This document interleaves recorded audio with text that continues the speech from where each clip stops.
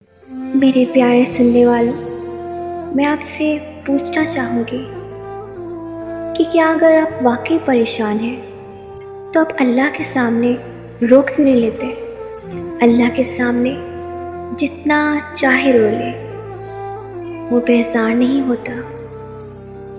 وہ تو اللہ ہے، وہ نہیں کہتا کہ تمہاری تو عادت ہے رونے کی ان چھوٹی چھوٹی باتوں پر، بلکہ اللہ کے سامنے رونے سے بہت سکون ملتا ہے، دل کا سارا بوجھ اتر جاتا ہے۔ وہ رب بڑا قدردان ہے ان آنسوؤں کا جو تم بہاتے ہو، اسے احساس ہے اپنے بندے کے دکھوں کا۔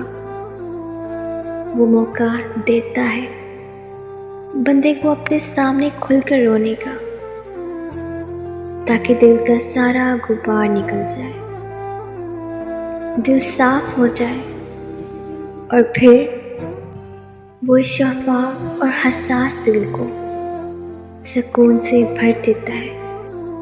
اسی متعلق میں آپ کے سامنے کچھ حسین الفاظ بیان کرنا چاہوں گی۔ نمازوں کو ہی پڑھنے میں نمازی دیر کرتے ہیں، نمازوں کو ہی پڑھنے میں نمازی دیر کرتے ہیں، تبھی انصاف کرنے میں قاضی دیر کرتے ہیں۔ فرشتے رزق لاتے ہیں فجر میں اٹھنے والوں کا، مگر اٹھنے کو ہم تو صبح میں ہی دیر کرتے ہیں۔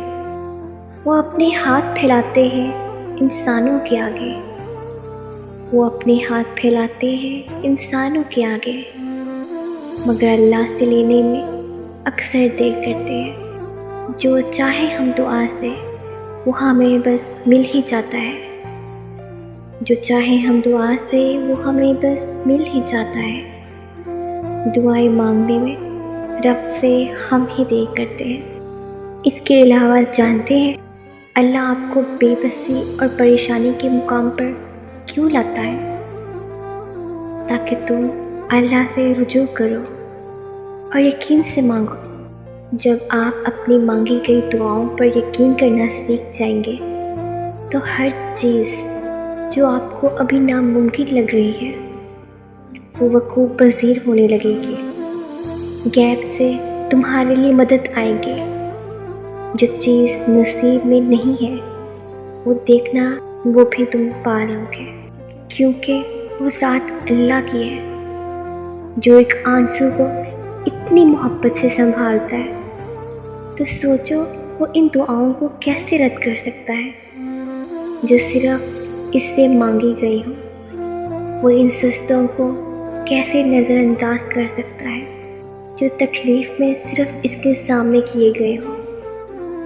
وہ سب دیکھنے اور جاننے والا ہے، اس کی نظر ہر چیز پر قاطع ہے۔ بس تم ذرا سی دیری پہ دل چھوٹا نہ کرنا، مایوس مت ہو جانا۔ قرآن پاک میں تو اللہ خود فرما رہے ہیں کہ اس کو آپ کے غموں کا احساس ہے، اللہ کو آپ کی ہر انکہی بات کا علم ہے، اللہ آپ کے ہر ادھورے خواب سے باخبر ہے۔ وہ درد میں پڑے اپنے بندے کو یوں ہی نہیں چھوڑتا، وہ بس ان ٹوٹے دلوں کو سجدوں میں لگا دیتا ہے۔